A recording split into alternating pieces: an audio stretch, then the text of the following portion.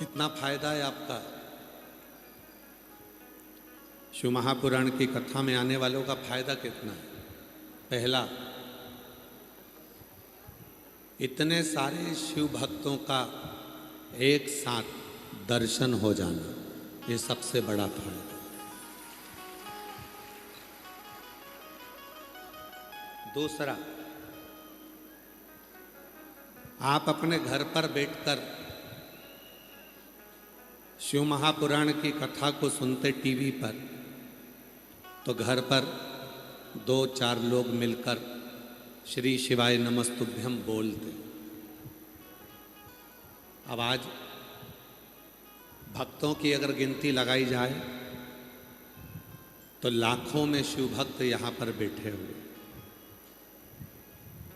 और शिव महापुराण की कथा कहती है जब किसी मंत्र को हम हजारों बार जप लेते हैं तो वो मंत्र सिद्धता धारण कर कर हमारे जीवन को कल्याण करता है।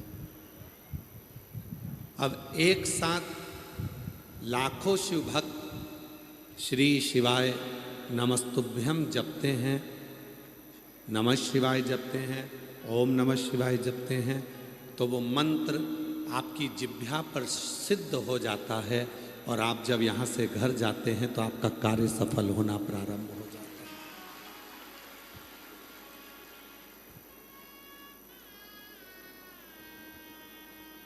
ये दूसरे नंबर पर, घर पे होते अकेले जप रहे होते,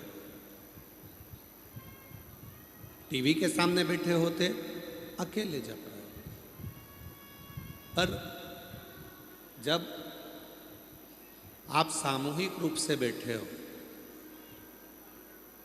और सामूहिक रूप से बैठकर जब आप मंत्र का जप करते हो, स्मरण करते हो, तो वो मंत्र लाखों की संख्या में होता है और वो हमारे 3.5 करोड़ रोम छिद्र को शुद्ध कर देता है।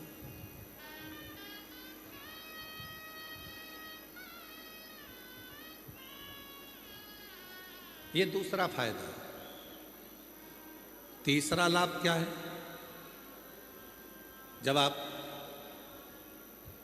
श्री महाभारत का चरित्र कहता है,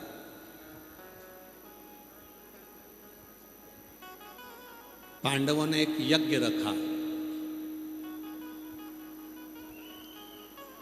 और उस यज्ञ को करने के बाद में उस यज्ञ का घंटा नहीं बजा। पहले ऐसा नियम था, जो भी यज्ञ करा जाता था उस यज्ञ को करने के बाद पूर्ण आहुति में घंटा लगाया जाता था। वो घंटा अपने आप बजना था, उसको बजाना नहीं था, अपने आप बजना चाहिए।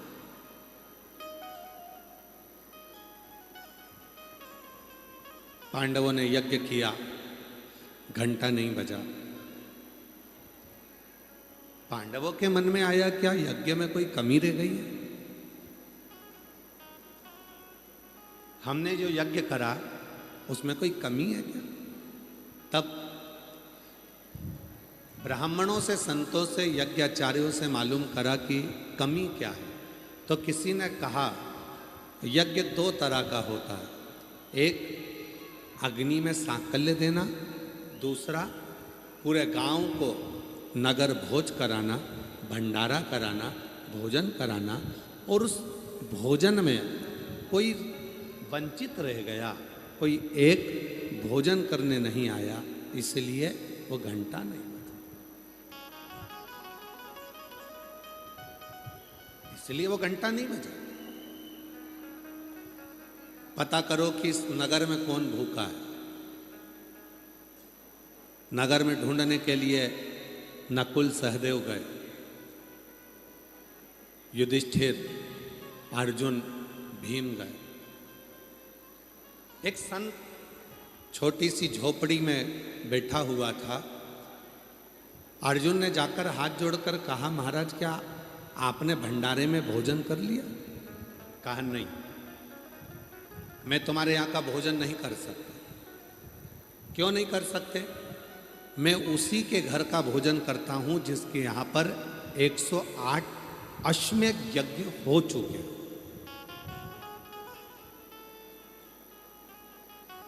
जिसने अपनी जिंदगी में 108 अश्वमेध यज्ञ कर लिए, मैं उसके घर का भोजन कर लेता। मैं तुम्हारे यहां का भोजन नहीं कर सकता।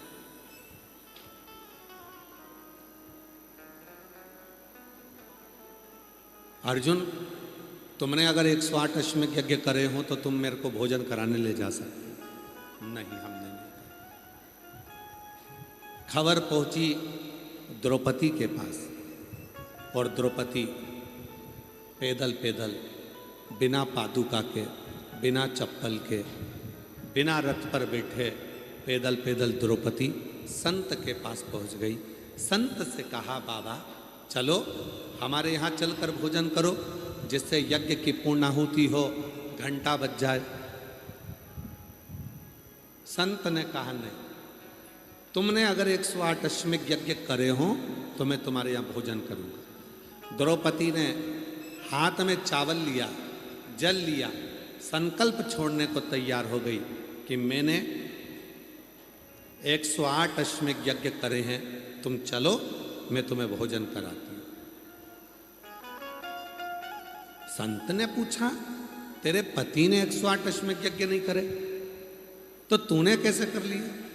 द्रौपदी ने कहा, हमारे शास्त्र कहते हैं, वेद कहते हैं, जितने कदम चलकर कोई कथा तक आता है, जितने कदम चलकर कोई शिवालय तक जाता है, जितने कदम चलकर कोई गुरु से मिलने जाता है, उतने अश्वमेध यज्ञ अपनी जिंदगी के कर लेता है। उतने द्रौपदी कहती है, मैं तुम्हारे से मिलने के लिए आई हूं 5000 कदम चलकर, मैंने 5000 अश्वमेध यज्ञ कर लिए।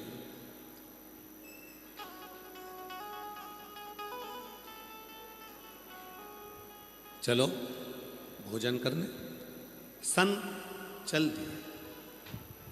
तो पहला फायदा है इतने सारे भक्तों का दर्शन, दूसरा फायदा है करोड़ों शिव नाम का जप, तीसरा फायदा है जब हम चलकर, गाड़ी वहाँ खड़ी हो जाती है, पैदल पैदल चलकर कथा पंडाल में पहुँचते हैं तो हमारी जिंदगी के हजारों अश्वमेध यज्ञ हम उसी क्षण कर लेते हैं। ये तीसरा।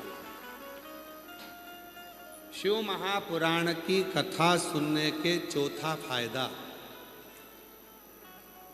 चौथा लाभ क्या है? कथा में आते हैं, अपनी इंद्रियों को संयम करते हैं।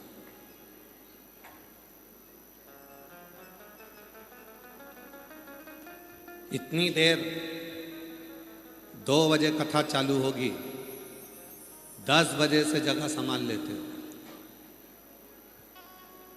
इतनी देर अपनी इंद्रियों को संयमित कर लिया, बैठे रहे, कहीं नहीं गए, पानी भी उतना पी रहे हो जितनी ज़रूरत है, भोजन भी उतना कर रहे हो जितनी ज़रूरत है। ज़्यादा पी लेंगे जाना पड़ेगा, चले गए अंदर आने नहीं देंगे, तो उतना पानी पिया, उतना भोजन किया, स्थिर इंतजार में बैठे रहे। चौथा लाभ है, अपनी इंद्रियों को, कथा में जाने वाला व्यक्ति संयमित कर लेता है, इंद्रियों को संयम में कर कर उसको बांध लेता है। और पांचवा फायदा, जब कथा श्रवण करने के बाद व्यक्ति अपने घर को जाता है तो वो अकेले नहीं जाता, उसके साथ अपने महादेव को विश्वास के साथ लेकर जाता है। ये 5 फायदे शिव महापुराण की कथा सुनने वालों के, श्रवण कर।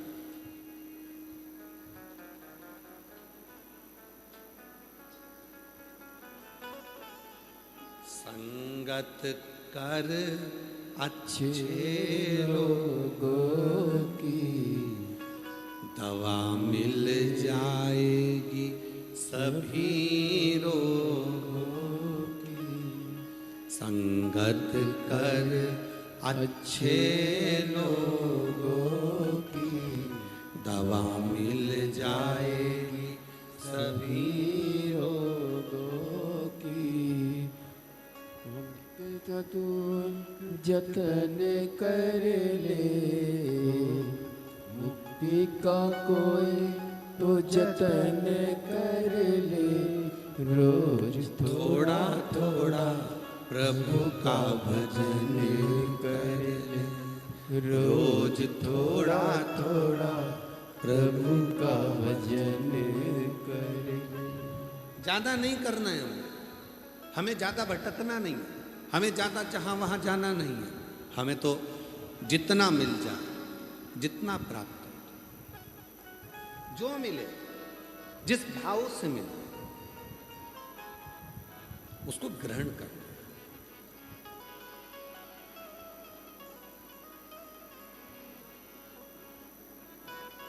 कथा सुनने के लिए तो तुम कहीं पर भी जा सकते हो, पर यदि बहुत कथा होती है, पर यदि कभी तुम्हें सूचना मिल जाए कुबरेश्वर धाम से चलकर ये शिव पुराण आई है और सूचना मिल जाए, समझ लेना कि अब मेरे दुखों का अंत होने वाला है, जो मुझे कथा के पंडाल से निमंत्रण,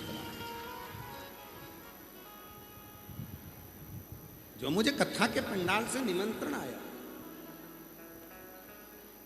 कथा श्रवण करने के लिए मैं जा रही हूं, एक भरोसा, एक दृढ़ता, एक विश्वास अपने भीतर धारण कर कर चल।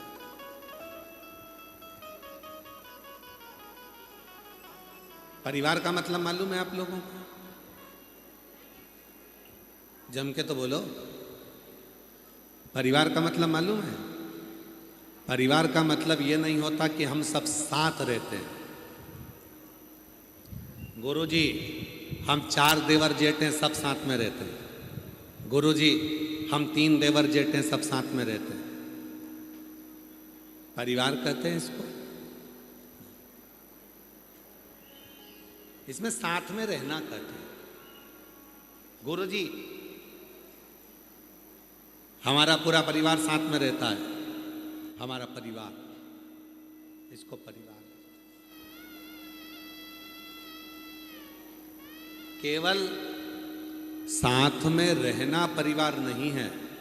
शिव महापुराण की कथा कहती है जितने परिवार में सदस्य हैं सब एक दूसरे के सुख दुख में साथ दें तो समझ लेना कि वो परिवार है।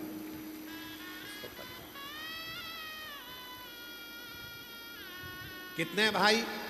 4। कितने भाई? 2। कितनी बहन? 5। कितने फूफा? 8। कितनी बुआ? 8। कितने मामा? 4। कितनी मामी? 4। हमारा इतना बड़ा परिवार है, इसको परिवार नहीं कहेंगे। दुख आया तुम पर, तकलीफ आई तुम पर, कष्ट आया तुम पर, और पूरा परिवार एक साथ आकर खड़ा हो जाए तो समझ लेना कि वो परिवार है, वो परिवार।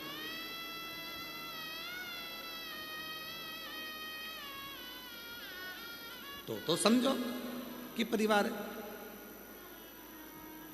दुख में आकर कोई खड़ा ना हो, सुख में आकर कोई खड़ा ना हो, तो वो परिवार का मतलब क्या? इसीलिए कल कथा में कहा था कि अंत समय प्रभु आना पड़ेगा, वचन दिया तो निभाना पड़ेगा।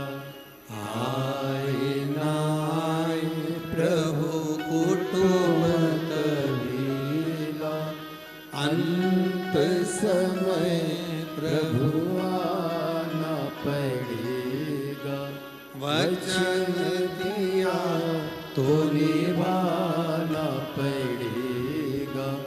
अंत समय प्रभु आना पड़ेगा। परिवार वो नहीं है, सब हैं, सब। परिवार वो है, दुख आया सब साथ है, सुख आया सब साथ, कष्ट आया सब साथ।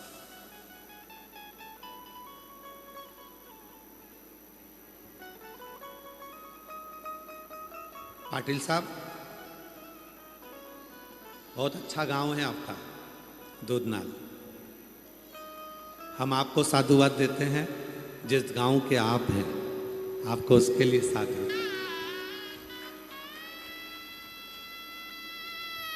बहुत अच्छा गांव, भक्तों के लिए पूरे गांव के लोगों ने अपने अपने घर के दरवाजे खोल दिए। ये दूधनाल गांव के लोगों के लिए एक बार जोरदार ताली बजाओ, जिन्होंने भक्तों के लिए अपने घर के दरवाजे। बहुत अच्छा।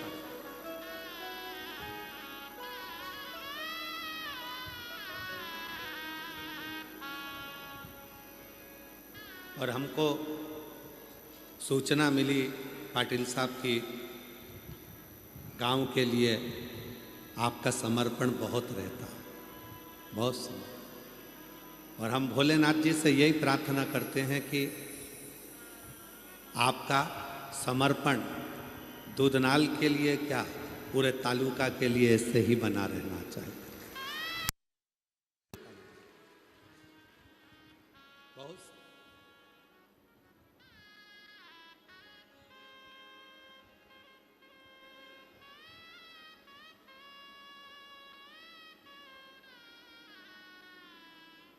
केवल गांव में रहना ही मूल नहीं है, गांव के प्रति अपना समर्पण रखना भी मूल है। केवल दूधनाल में रहना, उमरगा में रहना, धाराशिव जिला में रहना वो नहीं, अपना समर्पण भी होना चाहिए। कितना सुंदर कहा है।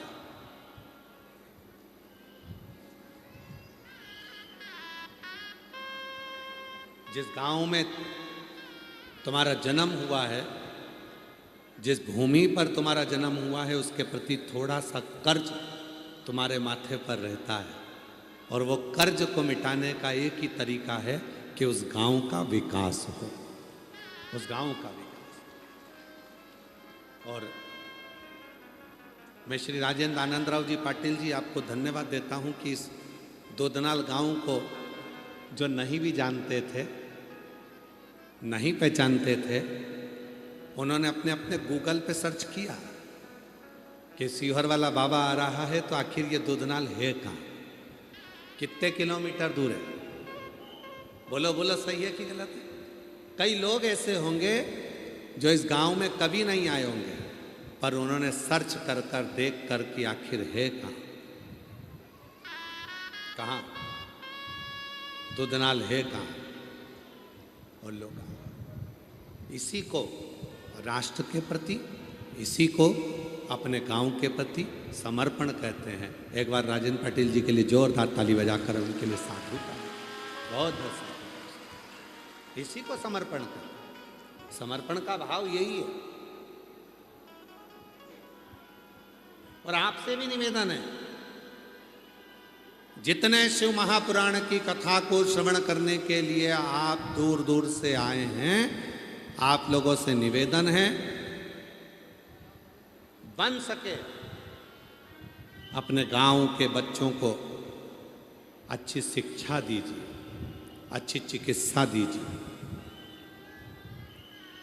1 रुपया भी किसी को दान मत दीजिए, मत करो कहीं पर दान, 1 रुपया किसी को मत दो, पर अपने गांव के बच्चों को जिनको पढ़ना है, एजुकेशन करना है, उनके पास में धन नहीं है और बाबा ने यदि आपको दिया है तो उन बच्चों को पढ़ाने का जिम्मा उठाइए। पढ़ाई है, शिक्षा दो।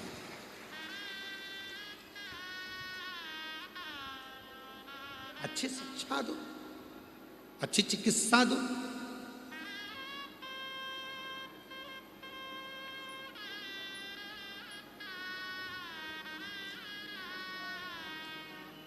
हमको कल मालूम पड़ा राजेंद्र जी पाटिल साहब की आप भी दूधनाल गांव के आसपास के बच्चों को, दूधनाल गांव के कई लोगों को सहयोग कर कर उनको शिक्षा और उनको कहीं ना कहीं, अगर मुंबई में आए हैं, आप तो मुंबई रहते हैं, मुंबई में अगर आए हैं और किसी को कोई चीज़ की ज़रूरत पड़ती है तो उनके लिए तुरंत तत्पर खड़े रहते हैं। उसके लिए हम आपको साधुवाद देते हैं। इन सब चीज़ों, ये तत्परता, यही एक सुख।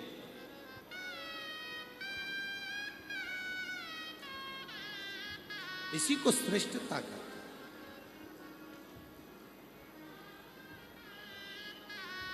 आओ कभी सीहोर, हमारी तरफ से निमंत्रण है आपको। जब तुम्हारा मन पड़ जाए, जब तुम पर बाबा कृपा कर दे, तो एक दिन सीहोर आकर देखो। आप लोग जो झोली में थोड़ा सा दान देते हो या कोई काउंटर पे सहयोग देते हो, आकर देखो तुम्हारा दिया गया वो 1 रुपया सही जगह लग रहा है कि नहीं लग रहा। स्वयं को आना चाहिए, देखना चाहिए। गाय, बेटी और लक्ष्मी, ये 3 देने से पहले सोचना चाहिए।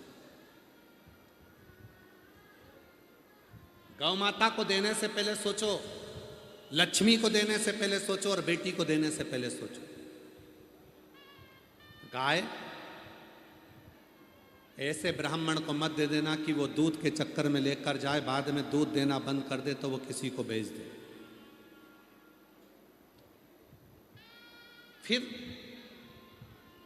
वो बिकते बिकते गाय एक दिन कसाई के हाथ में पहुंच जाती है और कसाई उस गाय को काटता है, तो गाय बेचने वाले को बद्दुआ नहीं देती, जिसने गौदान करा होता है बद्दुआ उसको लगता है।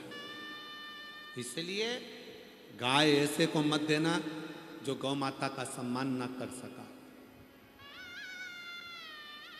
गाय देने से पहले कई लोग कहते हैं हमारे दादाजी चले गए, उनके निमित्त गाय देना है, कन्यादान में गाय देना है, इसमें गाय देना है। गौदान करो, मना नहीं है, पर गौदान उसको करो जो उस गौ माता का सम्मान करे, उस गाय की रक्षा करे।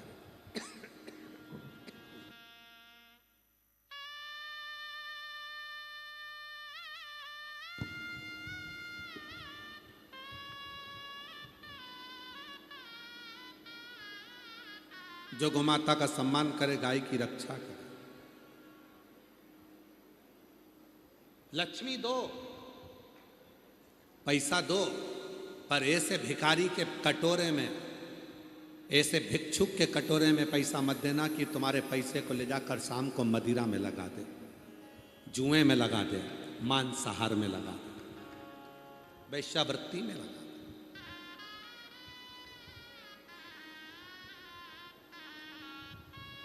हमने कई लोगों को देखा है, दिन भर मांगते हैं, शाम को दारू की दुकान पर पहुंच जाते हैं। लक्ष्मी गलत कटोरे में जाती है और गलत जगह पर जाती है तो दान करने वाले को रोना पड़ता है। गाय गलत जगह चली जाती है गौ माता, तो दान करने वाले को रोना पड़ता है। लक्ष्मी गलत कटोरे में चली गई, किसी के कटोरे में दे दी और उसने शाम को मदिरा में, जुए में, मांसाहार में, वैश्यावृत्ति में, गलत काम में लगा दिया, तो वो लक्ष्मी भी रोती है, बद्दुआ देती है।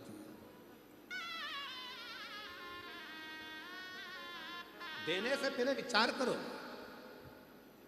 कहां दे रहे हो, किसको दे रहे हो, क्यों दे रहे हो। इसीलिए हम आप लोगों का हर कथा में बारंबार कहते हैं कि तुम देते हो तो एक बार सीहोर में आकर देखो कि तुम्हारे धन का कितने बच्चे पढ़ाई कर रहे हैं, तुम्हारे धन से कितने लोग भोजन कर रहे हैं, तुम्हारे धन से कितनों की चिकित्सा हो रही है, तुम्हारे धन से कितनी एम्बुलेंस चल रही है, तुम्हारे धन से कितनों की व्यवस्था हो रही है, तुम्हारे धन से क्या क्या क्रम हो रहा है। तुम्हें स्वयं को आकर देखना चाहिए, स्वयं को। गाय को देने पहले, गौ माता दान करने से पहले विचार करो कि ये सही जगह जाए। लक्ष्मी देने से पहले विचार करो कि ये सही जगह जाए। और बेटी को देने से पहले विचार करो, बहुत बड़ा घर या बहुत सारा सामान, पेट्रोल पंप, डीजल पंप, बंगला, ये सब ना देखते हुए ये विचार करो कि जिस लड़के के साथ बेटी को ब्याया जा रहा है वो मेरी बेटी का आदर करे, सम्मान करे, सत्कार करे और उसको खुश रखे।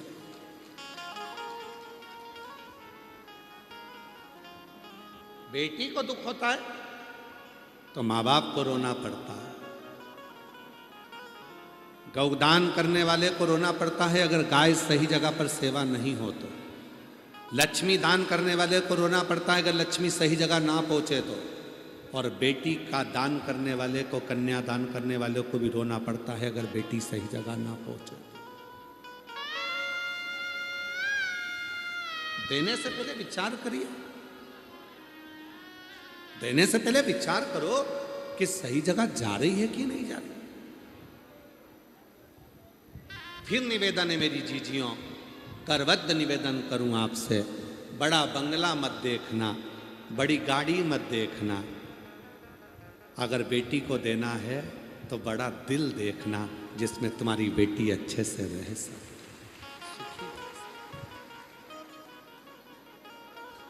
खुश रह सके।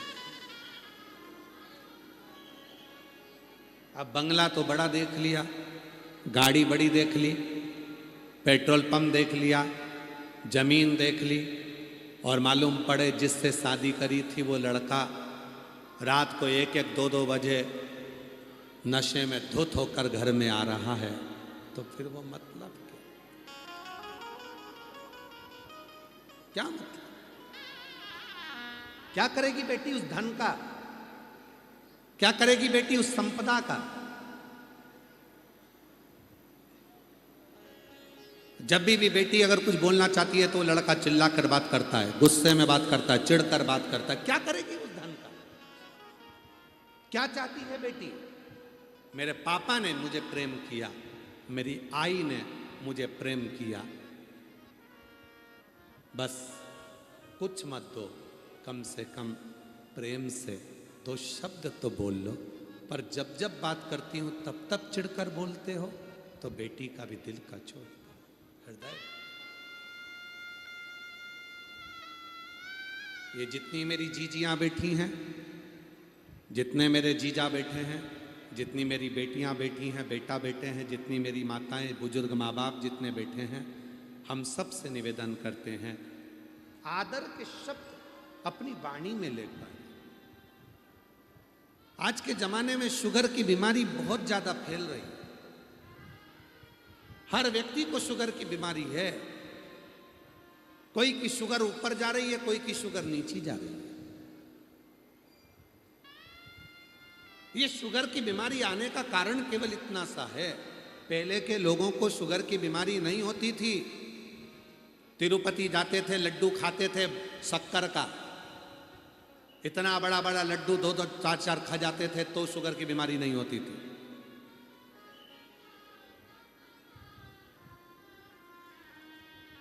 शिरडी जाते थे तो वहां से लड्डू लेकर आते थे, वो भी लड्डू खाते थे। पंढरपुर जाते थे तो वहां से भी लड्डू लेकर आते थे, वो भी लड्डू खाते थे।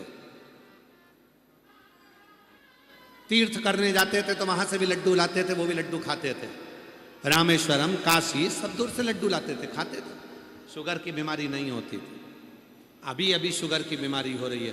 क्यों? क्योंकि पहले शुगर की बीमारी इसलिए नहीं होती थी, लोग मीठा खाते थे तो जीवान से मीठा बोलते थे, तो शुगर लेवल में रहती थी। आजकल शुगर की बीमारी इसलिए हो गई है कि लोग मीठा खाते तो हैं पर जीवान से कड़वा बोलते हैं, मीठा नहीं बोल पाते। जिस दिन तुम मीठा बोलना चालू कर दोगे उस दिन तुम्हारी शुगर लेवल में आ जाएगी, शुगर लेवल में रहना प्रारंभ कर।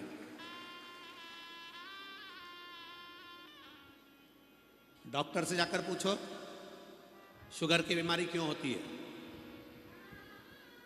निवेदन है, सियोर वाले महाराज के कहने पर एक बार डॉक्टर साहब से पूछना कि शुगर की बीमारी क्यों होती है।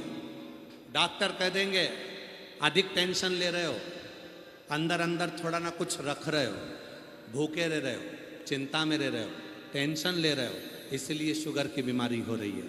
वो टेंशन आया क्यों? क्योंकि तुम जीवान से मीठा नहीं बोल पाए, अंदर ही अंदर भीतर की भीतर कुड़ते रहे, अंदर के अंदर जलते रहे, अपने आप में तुम अहंकार में फूले रहे, भीतर की भीतर कुड़ते रहे, इसलिए वो बीमारी तुम्हें लग गई। अगर यही शुगर तुम निकाल देते, अगर तुमको थोड़ा भी तकलीफ थी, प्रेम से आपस में बैठकर अपनी पत्नी से, बच्चों से, परिवार से बात करते, खूब हंसी मजाक करते, स्नेह से बोलते, तो वो शुगर तुम्हारी जीवान से निकलती, तो शुगर का लेवल बराबर हो जाता और तुम्हें टेंशन नहीं होता। टेंशन नहीं होता तो बीमारी नहीं। ये बीमारी लगी क्यों है तुम्हारे? और बाद में दोष किसको दे रहे हो? हे भगवान, तूने क्या कर दिया, मुझे शुगर की बीमारी दे दी। भगवान मन में सोचा, खुद मीठा बोल नहीं रहा और मेरे से बोल रहा शुगर की।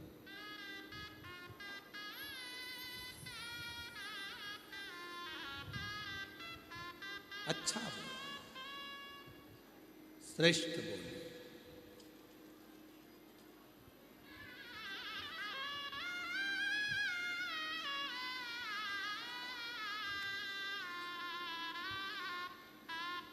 और मत बुरे कर्म कर बंदे, वरना पछताएगा। भगवान की आंखों से तू बच नहीं पाएगा, तू बच नहीं पाएगा। अरे ओ अज्ञानी, मत कर नादानी। अरे ओ अज्ञानी, मत कर नादानी। तेरे कर्म का फल भी तू ही पाएगा, जैसा किया तूने तेरे आगे आएगा। मत बुरे कर्म कर बंदे, वरना पछताएगा। भगवान की आंखों से तू बच नहीं पाएगा, तू बच नहीं पाएगा। अरे ओ अज्ञानी, मत कर नादानी। इस मिठास को जनमानस को दीजिए।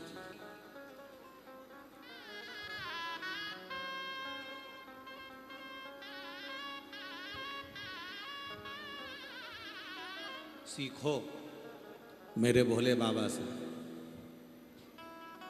विष पीते हैं, अमृत देते हैं। सीखो मेरे भोले बाबा से कि विष पीने के बाद भी प्रेम से कैसे बोल लेते।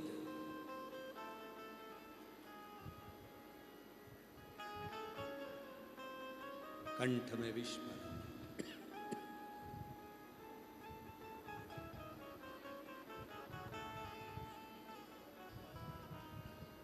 और कंठ में विष भरा होने के बाद भी प्रेम से कैसे बोलते, कैसे? विचार करना। हमने कई लोगों से पूछा, क्यों भैया घर में आते हो चिड़चिड़ करते हो? अरे गुरुजी तुमको क्या मालूम हमें इतना टेंशन रहता है। तो वो सारा टेंशन पत्नी पे निकालोगे? सारी चिंता क्या पत्नी को ही दोगे? बाहर तो अच्छे से रहते हो, फोन पे बात करते हो अपने दोस्तों से तो बड़े खिलखिला के बात करते हो, रिश्तेदारों से बात करते हो तो बड़े खुश होकर करते हो, और पत्नी से बात करते हो तो चिड़चिड़ करके करते हो। क्यों भैया क्या हुआ? तो कई लोगों ने कहा हम बहुत चिंता में रहते हैं, बहुत टेंशन में रहते हैं। टेंशन में रहते हो तो पत्नी पर गुस्सा करोगे, चिड़चिड़ करोगे? चिंता, टेंशन चिड़चिड़ करने से समाप्त नहीं होगा। तुमसे ज्यादा टेंशन, तुमसे ज्यादा चिंता तो मेरे देव अधिदेव महादेव को थी। विष पिया, कंठ में भर लिया विष को, पत्नी उस विष को संभाल रही है तो पत्नी नीली पड़ गई।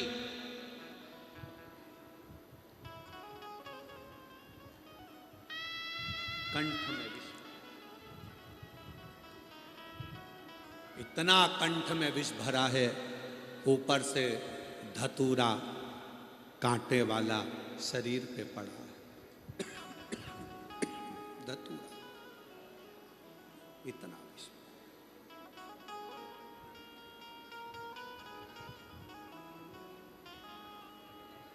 कितना टेंशन होगा सोचो। उसके बाद भी मेरे देव अधिदेव महादेव प्रेम से बोलते हैं, कर्पूर गौरम करुणावतारम संसार सारम भुजगे सदा वसंतम वृंदार वंदे भवं भवानी सहितं नमामि।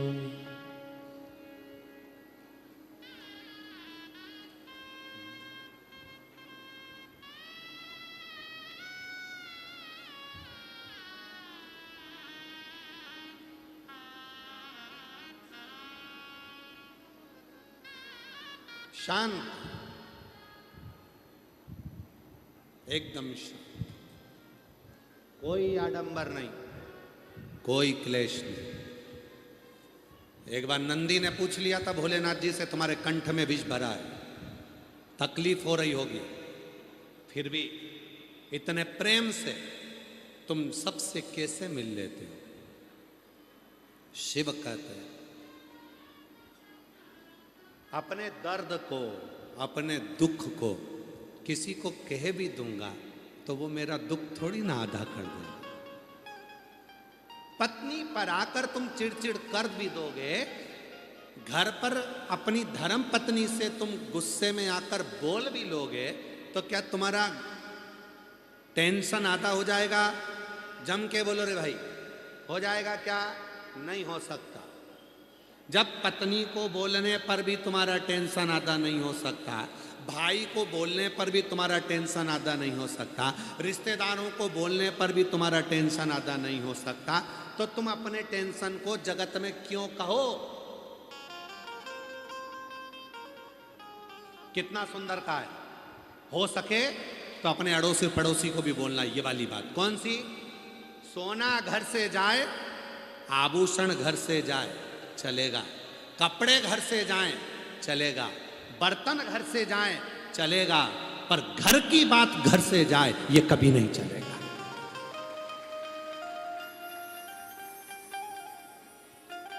चेन चली गई ना, चले जान दो। अंगूठी चली गई ना, चले जान दो। घर से कपड़े चले गए ना, चले जान दो। बर्तन चले गए ना, चले जान दो। घर से सामान चले गया, चले जान दो, पर घर की बात घर से कभी नहीं जाना चाहिए। क्यों? जब घर की बात बाहर चली जाती है तो फिर ये सारा घाटा तो अपनी जगह है। जब घर की बात घर से चली जाएगी, अंदर की बात बाहर चली जाएगी, तो वो घाटा लगेगा जो जिंदगी में कभी सह नहीं पाओगे। इसलिए धन गया जान दो, आभूषण गए जान दो, कपड़े गए जान दो, बर्तन गए जान दो, हाथ की घड़ी चली गई घर से, कोई बात नहीं, पर घर की बात घर से निकल कर नहीं जाना चाहिए। घर की बात घर में रहना चाहिए। चिड़चिड़ करो, पर याद रखना, तुम्हारे चिड़चिड़ करने से, तुम्हारे टेंशन बोलने से, देने से क्या तुम्हारा टेंशन आधा हो जाएगा? नहीं होगा। तुम्हारा डिप्रेशन आधा हो जाएगा? नहीं होगा। तुम दूसरे को टेंशन देकर करना क्या चाहते हो? इसलिए एक काम करो, बाहर शंकर जी जैसे हो जाओ। कंठ में विष है पर मस्तक पर गंगा है, इसलिए मुस्कुरा कर चलते हैं। मेरे ओ घरदानी, कितना भी टेंशन हो, घर में आओ तो सिर पे गंगा लेकर आओ, भेजा ठंडा कर कर आओ, इतने मस्त होकर आओ कि कितना भी गुस्सा, कितना भी चिड़चिड़, कितना भी क्लेश, घर में आते से ही तुरंत आवाज लगाकर अपनी पत्नी को, क्यों आज तूने दाल बनाई क्या? वही जो पहले बनाई थी, बहुत शानदार बनी थी, वैसी बना ना तू।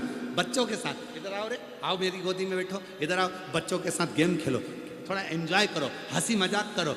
मालूम पड़े दुकान से आए, ऑफिस से आए और मुसद्दी लाल जैसे बैठ गए, पत्नी चाय लेकर आई तो चिल्ला के, ठंडी लेके आ गई, चिड़चिड़ कर रहे हो, जरा सा कुछ बोल दिया चिड़चिड़ कर रहा, बच्चा खेल रहा था उसमें चिड़चिड़ कर रहा, माँ ने कुछ बोल दिया चिड़चिड़ कर रहा, पापा ने कुछ बोल दिया चिड़चिड़ कर रहा। अरे भाई घर में आया है ना, बाहर था ना, घर में आए हो ना, चेहरे पर स्माइल रखना। सारी समस्या का हल एक लोटा जल है। उसी तरह घर की सबसे बड़ी समस्या क्रोध का हल भी तुम्हारे चेहरे की मुस्कुराहट है। तुम मुस्कुराहट दोगे तो मुस्कुराहट मिलेगी, प्रसन्नता। भूल गए लोग, दुनिया भूल गई। आजकल लोग बंदर से कहते हैं दांत दिखा, और घर में खुद नहीं दिखा पाता।